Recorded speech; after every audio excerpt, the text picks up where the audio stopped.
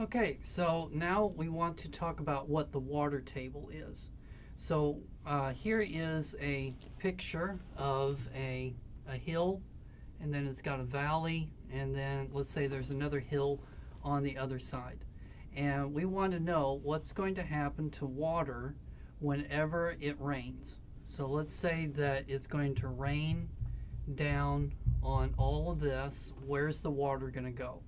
Well, the water is going to go into this mountain here, and this mountain is going to be an aquifer, so it's going to be composed of porous rocks and also permeable rocks.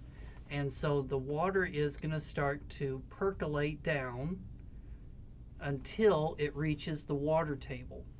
And the water table is going to be a subdued replica of the hill.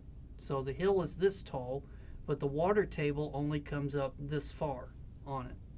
Now the height of this water table is going to depend on how much water is flowing into it in the form of rain, and then also how much water is flowing out of it.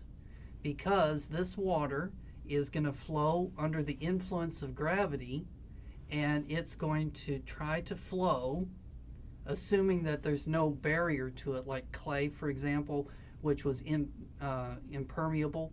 So assuming that there's nothing getting in its way, this water is going to flow downhill, and it's going to go into this river down here. So wherever a river intersects with a water table, what will happen is water is going to come out of the water table, and it's going to fill up that river. Now, as this happens, though, this river is going to be transporting that water away. So, in order to keep this river full, then what's going to happen is that the water table might drop down to there in order to be able to do it. So eventually, if there's no source of water that's going to be filling up this water, this aquifer, then eventually it's going to end up being like this, and then there's going to be no slope that's going to make gravity want to make the water go in this direction, and so this river could dry up. So the height of this water table is going to be determined by the amount of water that is going to be going into it. We refer to this as the water budget. The amount of water entering the area minus the amount of water that's leaving the area. So that's what the water table is. And then we also want to be able to represent the water table two-dimensionally, so on a map. And so that's what the picture is over there to the right.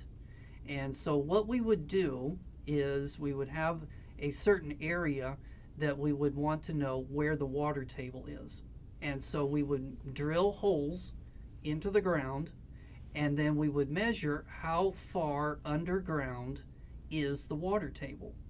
And so just as an example, let's say that here is our map, and then again, let's say that you've got a little river that's going through it, and then you drill down, and then you find out that the water table here is, let's say, 30 meters underground.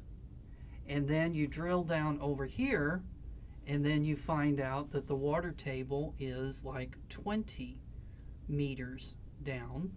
And then you drill down over here, and you find out that it's like 10. Okay, and then you drill here, and you find it's another 10 meters down. And then you drill, let's say, up here, and it's like a 40. Okay, and then you do it the same thing over here, and you find out that you got a 40 over here, and then you end up with, like, let's say it's a 20 over here, and then you got another 10 over here.